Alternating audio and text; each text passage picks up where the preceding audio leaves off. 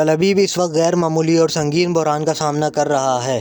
اطلاع سامنے آئی ہے مبینہ ایرانی فضائی حملوں کے بعد شہر کے مختلف علاقوں میں بڑے پیمانے پہ آگ اور مختلف عمارتوں کو نقصان پہنچا ہے۔ یہ واقعہ خطے میں بڑھتی ہوئی کشیدگی میں ایک ڈرامائی اضافہ سمجھا جا رہا ہے، کیونکہ اس بار جنگ کے اثرات براہ راست اسرائیل کے سب سے اہم معاشی اور ثقافتی مرکز تک پہنچ گئے ہیں۔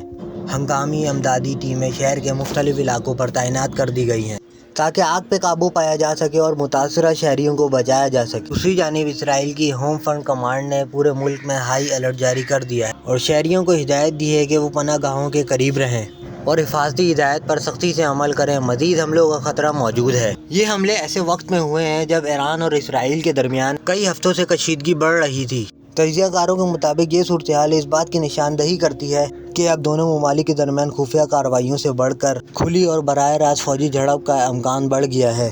اطلاع کے مطابق اسرائیل کا آئرن ڈوم اور میزائل دفاعی نظام مسلسل کام کر رہے تھے تاکہ آنے والے میزائلوں کو فضا میں ہی تباہ کیا جا سکے۔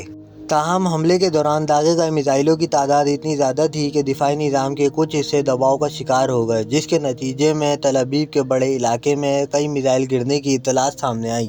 حکام نے شہریوں کو ہدایت دی ہے کہ وہ اگلے حکم تک اپنے محفوظ کمروں میں یا عوامی پناہ گاہوں میں ہی رہیں۔